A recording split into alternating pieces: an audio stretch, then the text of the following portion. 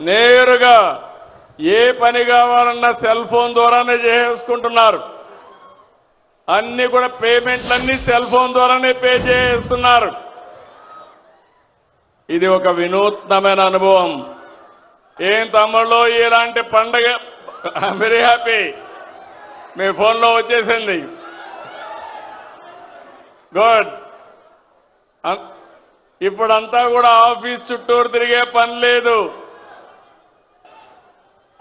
Automatic గా చెప్పిన రోజున చెప్పినట్లు పనిచేసే ప్రభుత్వం ఈ ఎన్డీఏ ప్రభుత్వాన్ని మరొక్కసారి విజ్ఞప్తి చేస్తున్నాను. ఇప్పుడే మిత్రులు చెప్పారు, చాలా విషయాలు మాట్లాడారు. ఆటో డ్రైవర్లకు ఎన్నో కష్టాలున్నాయి. నేను కూడా అపోజిషన్లో ఉన్నప్పుడు అన్ని విషయాలు చెప్పాను. రోడ్లన్నీ అధ్వానంగా తయారైనాయి. సగం డబ్బులు ఖర్చులు రిపేర్లకే పోయినాయి. మీ బాడీ అంతా హూనం అయిపోయింది. ఇంకో పక్క ఛార్జెస్ కూడా విపరీతంగా ఆటోలో డీజిల్ కూడా పెరిగిపోయి అవస్థలు పడ్డారు. అవన్నీ దృష్టిలో పెట్టుకుని నేను మిత్రులు పవన్ కళ్యాణ్ గారు బీజేపీ ఒక పిలుపిచ్చాం. ఆ పిలిపి ఎన్డీఏని గెలిపించమని. ఈరోజు మీరు చూస్తే నేను ఎన్నో ఎన్నికలు చూశాను, కానీ 2024 ఎన్నిక నా చరిత్రలో ఎప్పుడూ చూడని ఎన్నిక. 94% స్ట్రైక్ రేటు. రేపు రాబోయే రోజుల్లో మేము చేసే కార్యక్రమాల వల్ల దీనికంటే పెరగాలనా లేదా అని మిమ్మల్ని అడుగుతున్నా. 16 నెలలకు ముందు చూస్తే అగమ్య గోచరం, వ్యవస్థలన్నీ నిర్వీర్యం, ఆగిపోయిన అభివృద్ధి. అలాంటి పరిస్థితుల నుంచి 4వసారి ముఖ్యమంత్రి అయ్యాను, కానీ నాకే అర్థం కాలేదు. చాలా రోజులు నాకు అర్థం కాకుండా రాత్రింబగుళ్ళు ఆలోచించాను. కానీ ఒకటే ఆలోచించాను, మేము చెప్పిన పని మీరు నిలబెట్టారు. ఈరోజు రాష్ట్రాన్ని కాపాడడానికి ఒక ఉద్యమ స్ఫూర్తితో వచ్చారు కాబట్టి అక్కడి నుంచి ఆలోచించి పని మొదలుపెట్టాం. 15 నెలలు అయింది, 16వ నెలకు వచ్చాం. నేను అడుగుతున్నా మిమ్మల్ని అందరినీ, చరిత్రలో ఎప్పుడైనా ఇన్ని సంక్షేమ కార్యక్రమాలు చూశారా అని మిమ్మల్ని అడుగుతున్నా. ఈరోజు ఇక్కడే కాకుండా రాష్ట్రం మొత్తం అన్ని జిల్లాల్లో అన్ని నియోజకవర్గాల్లో డ్రైవర్స్ అంతా కూడా సమావేశమయ్యారు. 175 నియోజకవర్గాల్లో మీటింగులు జరుగుతున్నాయి. అక్కడ ఎంపీలు ఎమ్మెల్యేలు ఉన్నారు. వారందరికీ కూడా నేను మనస్ఫూర్తిగా ధన్యవాదాలు తెలియజేస్తున్నా. ఇక్కడుండే ఆటో డ్రైవర్సే కాకుండా 175 నియోజకవర్గాల్లో ఉండే డ్రైవర్స్ అందరికీ మరొకసారి శుభాకాంక్షలు తెలియజేస్తున్నా. ఈరోజు మీరు చూస్తే ఒక కార్యక్రమం కాదు, నేను ఎక్కువగా అందరూ చెప్పారు కాబట్టి నేను ఎక్కువ చెప్పడం లేదు. సూపర్ 6 ఒకసారి చూస్తే దేశ చరిత్రలో ఎక్కడా జరగని సంక్షేమం ఇచ్చే ఏకైక రాష్ట్రం ఆంధ్రప్రదేశ్ రాష్ట్రం. ఒక్క పెన్షన్లు 4,000, 6,000, 10,000, 15,000. ఇప్పుడే మా ఆడబిడ్డ చెప్పింది, ఆవిడ ఒక ఆటో డ్రైవర్, ఆవిడికి 15,000 వచ్చింది. పిల్లలు 2 చదువుకుంటున్నారు, 30,000 అకౌంట్లో వచ్చింది. తండ్రి నేరుగా కావలిలో ఉంటే ఆటో ఇంట్లో పెట్టి కావలికి 10 రోజులకు 15 రోజులకు వాళ్ళ తల్లిదండ్రులు చూడడానికి పోతా ఉంది. ఎప్పుడు పోయావమ్మా అని అడిగానంత మునుపు, సార్ పండగలప్పుడు పోయేవాడిని, ఇప్పుడు మీరు ఇది పెట్టారు నేరుగా వెళ్ళిపోతున్నానంటే, నీ ఆటోలో వెళ్ళలేదంటే దూరం కదా సార్, మీరు బస్సులో పెట్టారు కాబట్టి బస్సు ఎక్కి రోడ్లు బాగున్నాయి, నేరుగా పోయి చూసొస్తున్నానని చెప్పే పరిస్థితికి వచ్చింది. అంటే మీరు గుర్తుపెట్టుకోవాల్సింది, ఒకప్పుడు ఈరోజు ఇంకొక విషయం గుర్తుపెట్టుకోవాలి. దేశంలో ఎక్కడా లేని విధంగా చెప్పాను, 33,000 కోట్ల రూపాయలు పింఛన్ల కోసం ఖర్చు పెట్టే ఏకైక ప్రభుత్వం మన రాష్ట్ర ప్రభుత్వం ఎన్డీఏ. మన తర్వాత తెలంగాణ 8,000 ఖర్చు పెడుతున్నారు, 8,000 కోట్లు. అంటే ఈరోజు సంక్షేమం అంటే ఏ విధంగా చేస్తున్నామో మీరే చూశారు. మా ఆడబిడ్డలను చూస్తున్నా, ఎక్కడ చూసినా ఫుల్ జోష్లో ఉన్నారు. ఎక్కడికి కావాలంటే మగవాళ్ళని అడిగే పని లేదు. నేరుగా మీరు నిన్న దసరా చూశాను, దుర్గమ్మ తల్లి దగ్గరికి శ్రీకాకుళం నుంచి మంత్రాలయం నుంచి వచ్చి దర్శనం చేసుకున్నారంటే అది స్త్రీ శక్తి పవర్ అని చెప్పి నేను మీకు తెలియజేస్తున్నా.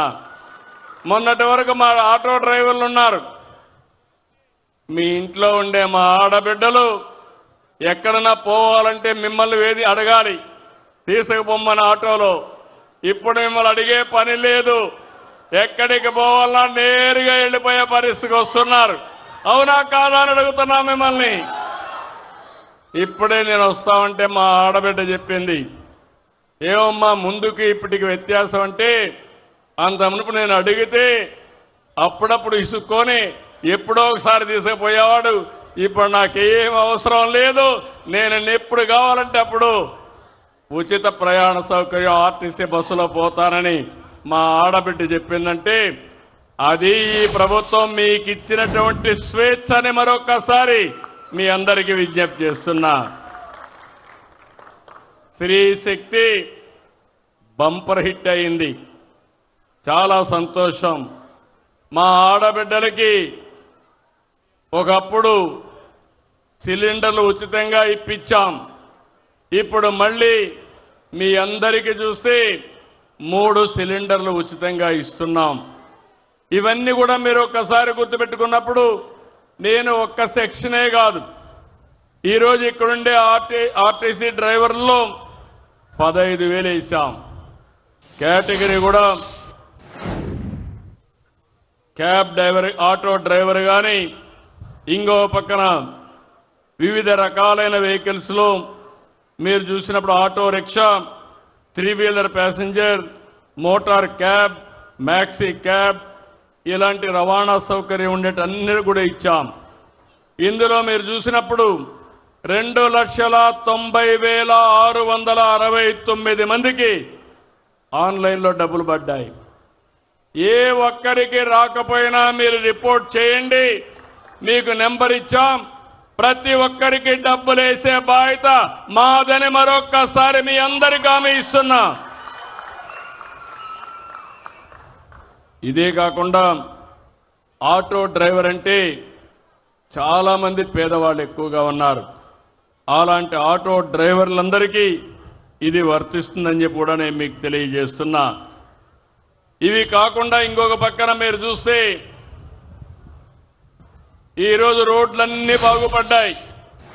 ఇప్పుడే నేను మంచి అవకాశం, ఆటో డ్రైవర్ ఫ్యామిలీతో ట్రావెల్ చేశాను, ఆ కుటుంబ వివరాలన్నీ కనుక్కున్నాను. ఈరోజు ప్రతి ఒక్కరికి ఒక ఆశలు ఉన్నాయి. నేను ప్రయాణించిన ఆటో డ్రైవర్ అయితే వాళ్ళ నాన్న కూడా డ్రైవర్, కాబట్టి ఈయన కూడా డ్రైవరే అయ్యే పరిస్థితికి వచ్చాడు. కానీ ఆ 2 పిల్లల్ని ఆలోచించాడు, 2 కొడుకులు ఉన్నారు, 2 గురించి ఆలోచించాడు. నేను పడిన కష్టం నా పిల్లలు పడకూడదని ఎన్ని కష్టాలైనా చదివిస్తామని ఆ కుటుంబం ముందుకు పోయే పరిస్థితికి వచ్చారు. వాళ్ళని ఒకసారి ఇక్కడికి రమ్మంటున్నా, ఒక ఆదర్శం ఈ కుటుంబం. రండి, ఇక్కడ అందరూ 4 రండి. ఈ కుటుంబం ఒక ఆదర్శం. రండి, పైకి రండి.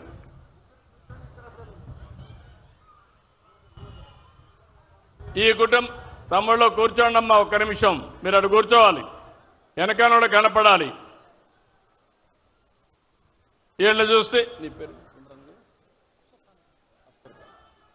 అఫ్సర్ ఖాన్ చూస్తే ఈరోజు ఆయన భార్య ఆయన కష్టపడి ఇద్దరి పిల్లల్ని బ్రహ్మాండంగా చదివిస్తున్నారు. ఒక పక్క పెద్ద కొడుకైతే మొన్ననే ఇంజనీరింగ్ చదువుతున్నాడు. ఎలక్ట్రికల్ ఇంజనీరింగ్ ఆయన చదువుకునే పరిస్థితికి వచ్చాడు. ఇంకో పక్క చిన్న బాబు అయితే ఇంటర్మీడియట్ చదువుతున్నాడు. 10th క్లాస్లో స్టేట్లో 4వ ర్యాంక్ వచ్చిన అభ్యర్థి ఈ చిన్న బాబు. ఒక ఆటో డ్రైవర్ కుటుంబం, ఒక స్ఫూర్తిదాయకమైన కుటుంబం. ఈ ఆడబిడ్డ అయితే ఇంట్లో ఉన్నప్పుడు భర్తకు చేదోడుగా ఉండాలని కుట్టు మిషన్ ఇవన్నీ పెట్టుకొని నెలకు 4-5 వేల రూపాయలు ఆవిడ సంపాదిస్తుంది. ఇద్దరు కలిసి మేము చదువుకోలేదు, మా పిల్లల భవిష్యత్తు బ్రహ్మాండంగా ఉండాలని ఇద్దరి పిల్లల కోసం వాళ్ళు ఒక నిర్ణయం తీసుకుని బ్రహ్మాండంగా మోటివేట్ చేశారు. ఇలాంటి కుటుంబాలన్నీ కూడా ఆటో డ్రైవర్ని చూశాను. ఇప్పుడే ఇంకొక ఆటో డ్రైవర్ మా మాధవ్ గారు వచ్చారు. ఆ ఆటో డ్రైవర్ పిల్లలు చూస్తే ఒక ఆడబిడ్డ MBA చేస్తూ ఉంది. అంటే మన ఆటో డ్రైవర్ పిల్లలు గుర్తుపెట్టుకోవాలి, తెలివితేటలున్నాయి, శక్తి సామర్థ్యాలున్నాయి, మట్టిలో మాణిక్యాలు. ఈ పిల్లల్ని చదివిస్తే ప్రపంచాన్ని శాసించే శక్తి మన పిల్లలకుంది. ఆ పని నేను చేస్తానని మీ అందరికి హామీ ఇస్తున్నా. మీ జీవితాలే కాదు, మీ పిల్లల భవిష్యత్తు బంగారు భవిష్యత్తు చేసే బాధ్యత నాది. కూర్చోండి.